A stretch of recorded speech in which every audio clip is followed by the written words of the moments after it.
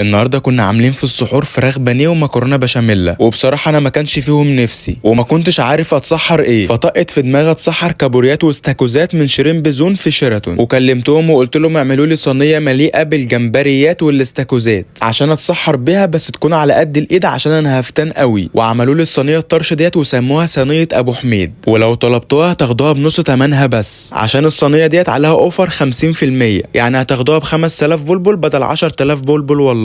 وبجد سعرها تحفه قوي. تخيلوا هتاكلوا جمبريات واستاكوزات وبلح بحر والحاجات دي كلها وب5 بس. مش عارف، انا كنت مرعوب جدا من الاستاكوزا لدرجه ان انا كنت خايف المسها، بس جات لي الجرأه ومسكتها. بجد شكلها وريحتها تحفه قوي قوي. بجد انا حبيت طعمها قوي، طعمها حلو جدا. انا كنت بشوفها في سبونج بوب، دلوقتي بقيت اشوفها على الحقيقه واكلها. وبجد طعم الجمبري المقلي الكريسبي كده طعمه تحفه قوي وتتبيلته خطيره. هو ازاي بجد انا ما كنتش عارف المطعم ده من زمان. والرز اللي كان متفرش في الصينيه كده كان طعمه تحفه قوي. كان في رز متفرش لونه احمر ورز متفرش لونه بني. وطبعا هشمر دراعاتي عشان هخش على السلطعون. بجد شكله عظمه من جوه قوي. بجد كان عندك حق يا سلمى يا مغربي ان الصينيه كانت تحفه. بجد الصينيه عجبتني قوي. الصينيه كمان كان فيها بلح بحر بس ما كانش طعمه زي البلح اللي احنا بناكله في النخله. قلت اما اجرب الجمبري المشوي العادي كده كان طعمه تحفه قوي. لما جربت الجمبري كده لوحده كان طعمه تحفه، بس لما جربته مع الطحينه وداني المريخ عند عنب على طول. انا عايز اقول لكم بقى ان الجمبري البتر فلاي كان بيقلع لوحده، كان بيتسلط لوحده كده صلب. كان طعمه تحفه قوي وكان طعمه جامد جدا.